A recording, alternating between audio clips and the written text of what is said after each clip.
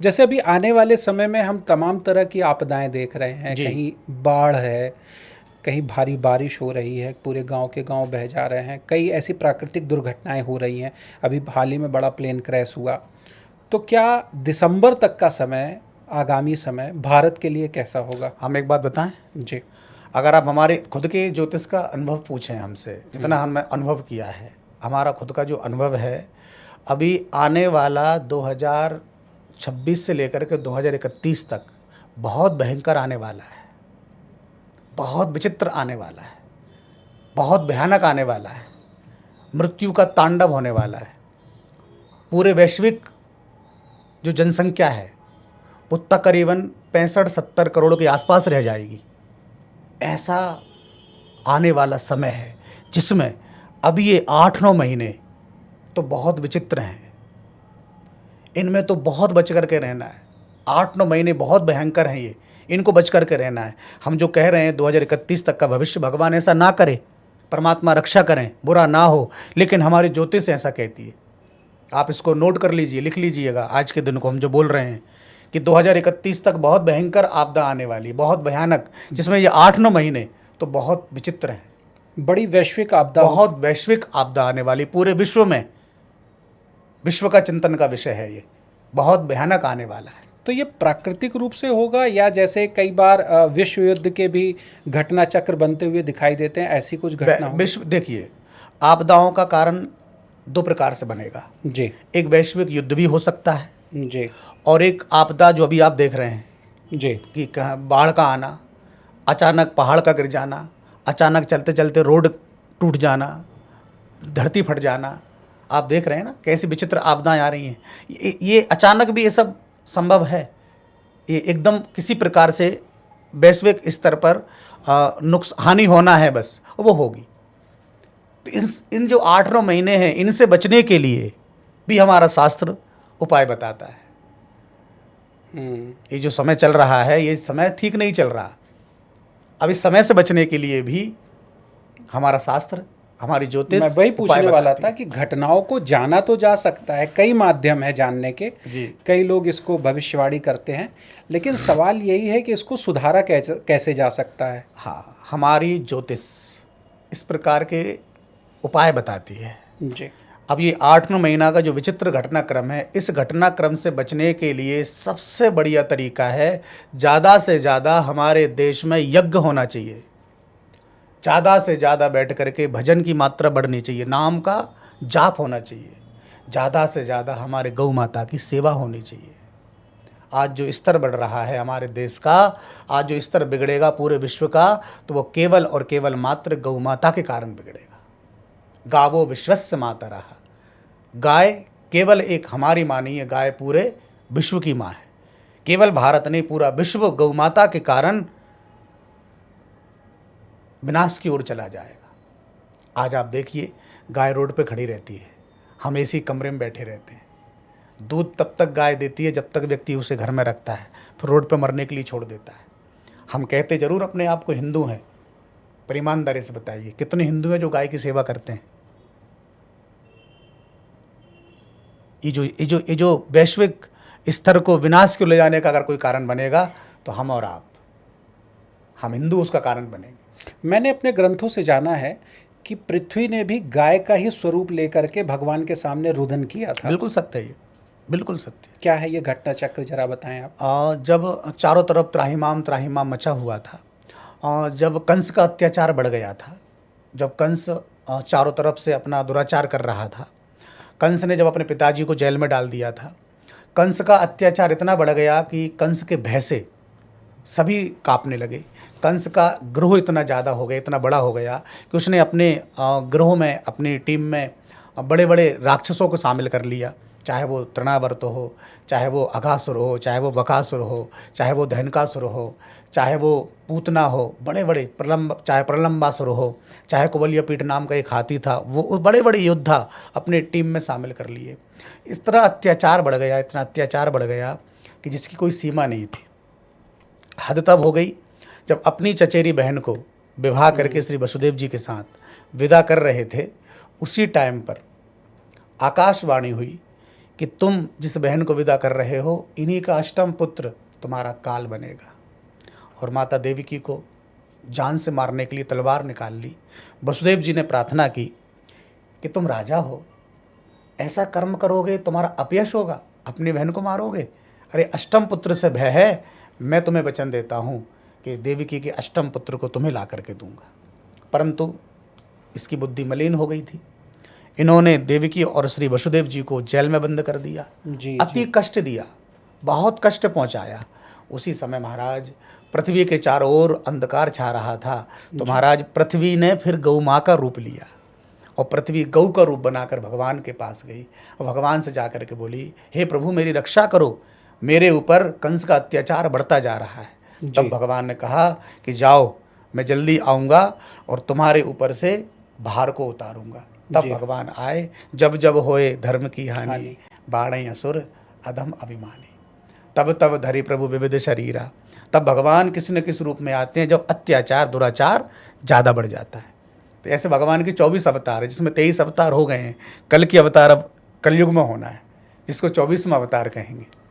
तो भगवान ने गौ माता की प्रार्थना सुनी और भगवान द्वापर में श्री मथुरा जी में कंस की जेल में माता देवकी के गर्भ से जन्म लिए और गोकुल में आकर के उन्होंने जन्मोत्सव मनाया, और जिसे आज हम और आप श्री कृष्ण के नाम से जानते हैं। बिल्कुल। आपसे ज्योतिष से ज़्यादा हरि चर्चा करने में बड़ा आनंद आता है। फिलहाल जो हमारा टॉपिक है उसी की ओर बढ़ते हैं, है ना। ज्योतिष पे कुछ ऐसे आप वो बताएं, उदाहरण बताएं कि कौन सा ग्रह या कौन से नक्षत्र जी किस जगह पर हों तो व्यक्ति के जीवन में क्या विशेष घटित हो सकता है। जी। जैसे देखिए, अगर पुष्य नक्षत्र है, ठीक है, और पुष्य नक्षत्र अगर रविवार को गुरुवार के दिन आ जाता है जी, और आप अगर पुष्य नक्षत्र के दिन आपकी मानो राशि मेष राशि है और वृश्चिक राशि है, कुंभ राशि है, अगर मेष वृश्चिक कुंभ राशि वाले अगर पुष्य नक्षत्र के दिन, रवि और गुरुवार को पुष्य नक्षत्र है, अगर वो उस दिन उपाय करें, छोटा सा उपाय करें अपनी कुंडली को, अपने ग्रहों को ठीक करने के लिए, तो निश्चित ही उनके ग्रहों की आपदा उनके ग्रहों के अनुकूल बढ़ जाती है, उनको फ़ायदा प्रारंभ कर देती है। छोटा सा उपाय करें बढ़िया वो, जैसे गुरुवार के दिन पुष्य नक्षत्र आया, रविवार के दिन पुष्य नक्षत्र आया। मेष वृश्चिक कुंभ राशि वालों को चने की दाल और 2 रोटी और गुड़ रख करके गौ माता को खिला देना चाहिए। जितनी गाय को खिला सकते हैं खिला देना चाहिए। 1 गाय, 5 गाय, 11 गाय, 101 गाय, जितनी गाय को खिलाएंगे उनके लिए उतने यज्ञों का पुण्य मिलेगा। और उनकी राशि पर जो ग्रह उनके अनुकूल बैठे हुए हैं वो उनको प्रतिकूल फल देना चालू कर देंगे, उनके लिए शुभ फल देना चालू कर देंगे। ये उपाय वो कर सकते हैं, और भी बहुत सारे जिसकी जो जिस लायक हो उस लायक वो कर सकते हैं। क्या इसी प्रकार के कोई ऐसे विशेष ग्रह भी हैं जो किसी एक विशेष स्थान पर बैठ जाए तो उसके जीवन में चमत्कार हो जाएगा? हाँ, बिल्कुल है। अगर कुंडली में चतुर्थ स्थान होता है, हाँ। अगर चतुर्थ स्थान पर, चौथे स्थान पर अगर शुक्र बैठा हो तो व्यक्ति को निश्चित रूप से धनाढ्य बनाने का योग बनाता है। उसे निश्चित ही उसे प्रमोशन देता है, उसे धन की सीमाओं पर जाकर बिठा देता है। राजयोग जिसे कह सकते हैं, और जिसे प्रचारक योग भी कह सकते हैं, या जिसे ऐसे एक्टर बनना, या मतलब एक फेमस व्यक्ति बना देता है। अगर चौथे स्थान पर शुक्र बैठा है तो पर अन्य ग्रहों को भी देखना पड़ेगा ना, कौन कौन से ग्रह क्या देख रहे हैं। क्या कभी ऐसा भी हुआ है कि कोई प्रश्नकर्ता जी परीक्षा लेने की नीयत से आपके पास आया हो, जी, फिर भी आपका जवाब सटीक बैठ गया? हाँ, कई बार हुआ है ऐसा, कई बार हुआ है। भाई किसी सज्जन ने एक बार पूछा, उनके घर में बेटी उत्पन्न हुई थी, उन्होंने पूछा महाराज जी देखिए हमारे क्या हुआ है, आप ज़रा बताइए देख करके। तो हमने उनसे पूछा भाई कब हुआ है, किस समय हुआ, थोड़ा बताइए। उन्होंने टाइम पूछा तो हमने कहा भैया बेटी है कि बेटा है? तो बोले महाराज जी बेटी है। हमने कि हमको ऐसा क्यों बेटा है, हमें ऐसा क्यों लग रहा है कि बेटी है?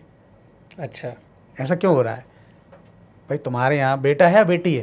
भाई उनके यहाँ हुआ क्या था कि उनके यहाँ हुई बेटी थी। अच्छा। पर वो कह रहे महाराज हमारे यहाँ बेटा हुआ है, तो आप बेटी की जरा वो देख लीजिए कैसा क्या योग है।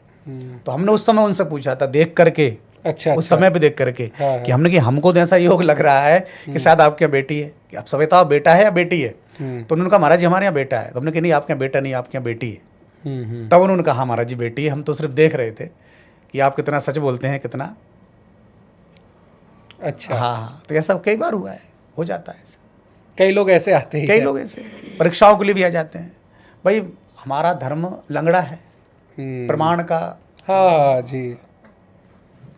तो क्या किसी का भाग्य बदला भी जा सकता है या सब कुछ पहले से ही बस तय है? नहीं नहीं, ऐसा नहीं है। देखिए, तजवीज़ करने से तकदीर बनती है। आप ये सोच करके बैठ जाएं कि ये होगा ही नहीं, तो ये तो मूर्खता है। भाग्य बनता नहीं है, भाग्य तो बनाना पड़ता है। और ये भाग्य आपकी परिश्रम करने से, आपकी मेहनत करने से, आपके तजवीज़ करने से बनता है। कर्मण्येवाधिकारस्ते मा फलेषु कदाचन। आपको हक है सिर्फ कर्म करने पर। आप कर्म करिए, वो आपका अधिकार है। अब मिलेगा या नहीं मिलेगा वो भाग्य पर निर्भर है, पर कर्म तो करना पड़ेगा। अब आप सोच कर बैठ जाएं भगवान ने आपको अच्छे बढ़िया हाथ पैर दिए, नाक कान दिए, अच्छे बढ़िया सुंदर बना दिया, बढ़िया कारोबार दिया। अब आप कमरे में ताला बंद करें, चाबी खिड़की से फेंक दें और आप कल्पना करें कि मेरे भाग में होगा तो मुझे भोजन मिल जाएगा, तो वो मूर्खता है ना। भाई आपको शरीर से चलना फिरना पड़ेगा, आपको थाली पर बैठना पड़ेगा, तब जाकर आपको अपने हाथों से तोड़ करके मुख तक लाना पड़ेगा। कर्म तो करना पड़ेगा। तो जो भाग्यवादी हैं वो हमारे दृष्टि में नकारात्मक सोच है उनकी कि भाग्य में होगा तो मिलेगा। ऐसा सोच के बैठ गए हैं, मतलब वो कुछ करना नहीं चाहते। कर्म पर विश्वास रखिए। आपका काम है कर्म करना, आपका काम है घर से निकलना, बस ऑफिस जाके बैठ जाना, आपका काम है घर से निकलकर दुकान पर बैठ जाना। जो भी आप काम करते हैं आपको कर्म करना है। अब उस फल को देना या ना देना ये भगवान के ऊपर है, ईश्वर के हाथ में। और निश्चित है कि अगर जब किसान खेत में बीज डालता है तो वो ये नहीं सोचता कि बीज सीधा जा रहा है टेढ़ा जा रहा है। बीज साबत है या टूटा हुआ है, उसका कर्म था खेत में बीज डालना, और डाल के वो निश्चिंत होकर घर में आके सो जाता है। जब वो जाता है 1 हफ्ते बाद तो उसको बीज वहाँ खड़ा हुआ मिलता है। क्यों? क्योंकि उसने अपना कर्म किया, उसे भरोसा है उसके कर्म पर कि 1 दाने के बदले मुझे भगवान 1000 दाने देंगे। अब उस बेस सोच के बैठ जाए कि मेरी तो खेती है और मेरी खेती में अगर मेरे भाग्य में होगा तो पैदा हो जाएगा, तो कैसे संभव है? तो भाग्यवादी मत बनिए, कर्मयोगी बनिए, कर्मवादी बनिए। देखिए, निश्चित तौर पर आप एक ज्योतिष के अच्छे जानकार हैं, पर हम साधारण लोगों के लिए भी कभी कुछ चीज़ें ऐसी बताइए कि हम भी अपनी एक सामान्य सी कुंडली देख करके कुछ साधारण सी चीज़ें जान सकें। जी जी जी जी। ज्योतिष का तो ऐसा है, 2005 में हमको बहुत बड़ी एक अधिवेशन हुआ था बॉम्बे में जी। काफ़ी संत समाज ने हमको एक पद दिया था ज्योतिषाचार्य का, और ईश्वर की बड़ी कृपा रही, वो गुरु कृपा रही हमारे ऊपर। अगर किसी कुंडली मानिए सप्तम ग्रह में 7वां जो घर है, अगर 7वें घर में राहु बैठा है, ठीक है, तो निश्चित ही उसकी अकाल मृत्यु होगी ही होगी, उसे कोई रोक नहीं सकता। इसका उदाहरण परम आदरणीय श्री इस दुनिया में नहीं है, वो भगवती प्रसाद तिवारी जी महाराज दिल्ली में रहा करते थे। हम उनके पास ज्योतिष सीखने ही जाया करते थे। उन्होंने स्पष्ट कहा था कि भैया मेरी कुंडली में सप्तम ग्रह में, सप्तम भाव में राहु बैठा है, और मैं जो है कभी भी मेरी अकाल मौत हो सकती है। या तो मेरा एक्सीडेंट हो सकता है या मैं ठोकर खा के गिर सकता हूँ। तो उम्र ज़्यादा थी, काफ़ी उम्र थी, और अगर मेरी ये मृत्यु टल गई इस समय तो निश्चित मैं जो है 100 वर्ष से ऊपर जाऊँगा, 100 साल के बाद ही मरूँगा। अच्छा। तो वो जब भी कहीं जाते थे तो हम 2 लोग उनको पकड़ करके ही ले जाते थे। क्यों? क्योंकि हमको उनसे पढ़ाई करना था, अध्ययन करना था। उन्होंने गायत्री का पुरस्चरण पूरा कर लिया था, ऐसे भजनानंदी थे। देखिए, जो कहते हैं जो कुछ लोग ज्योतिष को कल्पना मानते हैं, उन्होंने सबकी कुंडली देखी और उन्हें बताया भी यही कि मैं अगर इससे बच गया, मुझे बचा लिया भगवान ने, तो मैं 100 साल से ऊपर तक रहूँगा। सत्य थी बात ये। तो हम लोग 2 लोग उनको पकड़ करके चलते थे। तो हम एक जगह से उनको लेकर के, ध्यान केंद्र था, वहाँ से लेकर के आ रहे थे, तो एक चैम्बर का होल खुला हुआ। हाँ लगा हुआ था, वो ढक्कन लोहे का वहाँ लगा हुआ था, लोहे का चैम्बर वाला।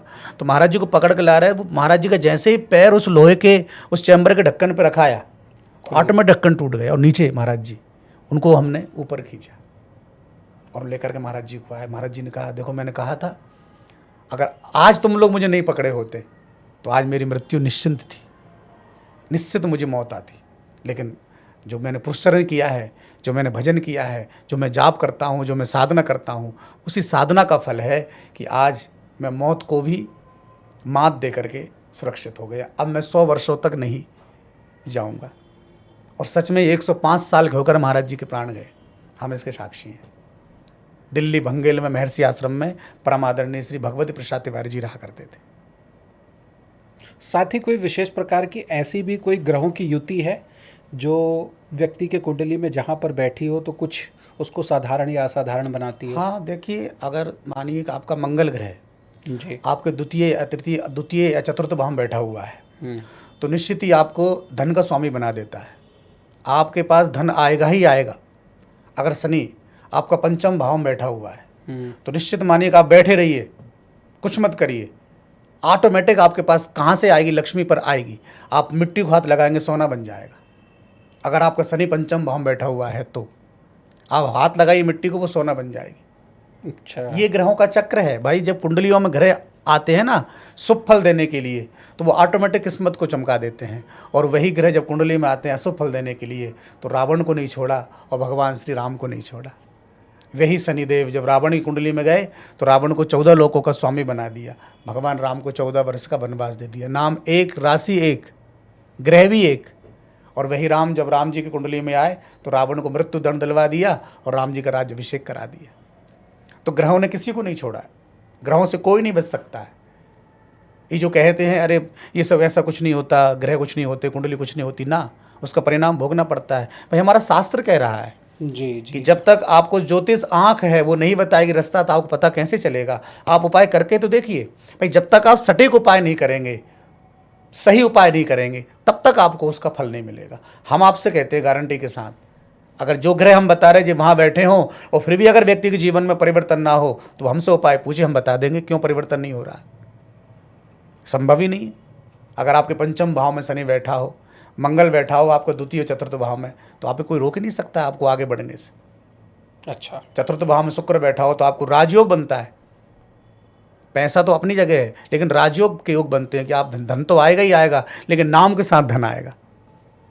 अच्छा। हाँ, आप फेमस व्यक्ति बनकर के आप उस धन को प्राप्त करेंगे।